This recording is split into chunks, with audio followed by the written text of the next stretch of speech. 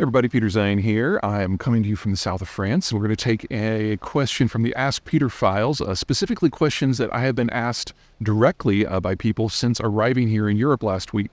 Same question was asked to me by a number of people in Poland and France. The Poles asked it in a kind of a direct way. The French asked it with a little bit more verve.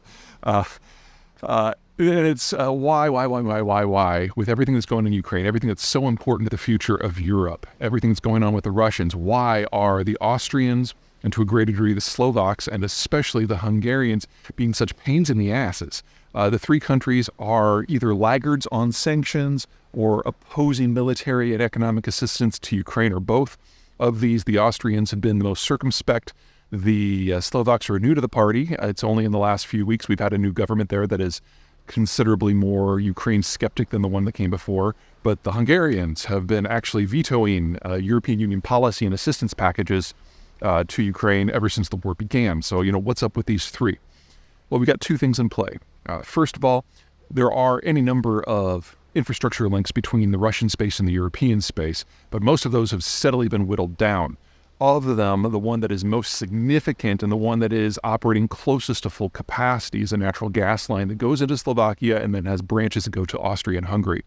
And so these three states, in terms of energy dependence, are the ones that are most in the Russian camp by proximity to these pipeline systems. Now, that won't last too much longer. This pipeline also transits through Ukraine, and the Ukrainians are not renewing the lease on it after this year. So that link is going to go away, which is probably going to force a change of policy in all three states.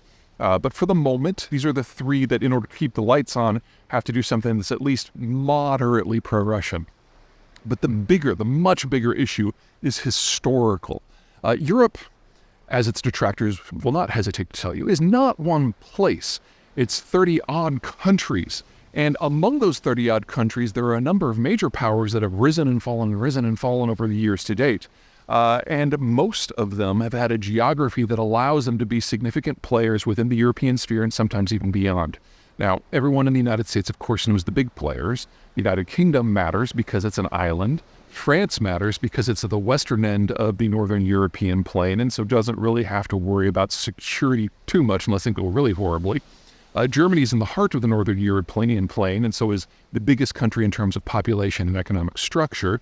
Spain is out at the end of Iberia, and so when it figured out its technology, deep water navigation, it was a global power. And at the far side of Europe, you've got, say, the Turks, who control the territory around the Sea of Marmara, which gives them both access and control of trade pathways and a lot of insulation for security purposes. And so all of these powers have struggled or allied or fought with each other for the better part of the last millennium and a half. But there is one more that most of us in the rest of the world, and even within Europe, have kind of written off and forgotten about, and that is the Pannonian Plain. That is a chunk of flat land that is midway up the Danube Valley that is home to Bratislava and Budapest and Vienna. These are the three cities that kind of are at the cluster of what used to be the old Austro-Hungarian Empire. And so whether you are Hungarian or Slovak or Austrian, you've always believed that there's a special place for you in Europe, history, politics, whatever it happens to be. And if you look back on the long reach of European history, you've got a case to make for that argument. The problem for the Slovaks, the Hungarians, and the Austrians, of course, is they lost.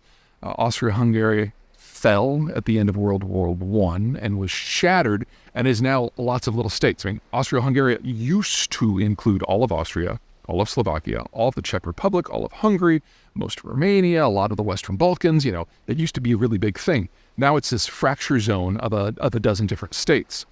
So believing that your interests from a macro point of view, from an almost imperial point of view, matter just as much as Germany or France or Britain or the rest, that resonates with the people of these countries.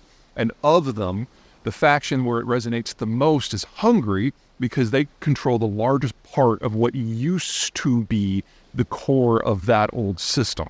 And so there is this kind of semi-open, secret, conspiracy theory, based on who you believe, that there is a handshake deal between the Russians and the current Hungarian government that once Ukraine falls, Hungary will get a few chunks of its territory back that used to be part of the old Austro-Hungarian Empire that are now under Ukrainian control. And if that sounds too conspiratorial for you, keep in mind that the current Hungarian government has basically pursued some version of that policy, less irredentist, more about culture and economics and security issues, with most of its neighbors, with definitely Romania being the country that's in the spotlight the most.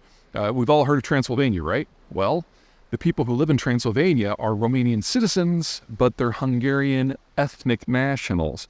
And so it's a touch and go issue all around. So basically we've got this dead imperial core where there's at least some people who are yearning for the golden age, which is now well in the past. All right, that's it from me. Take care.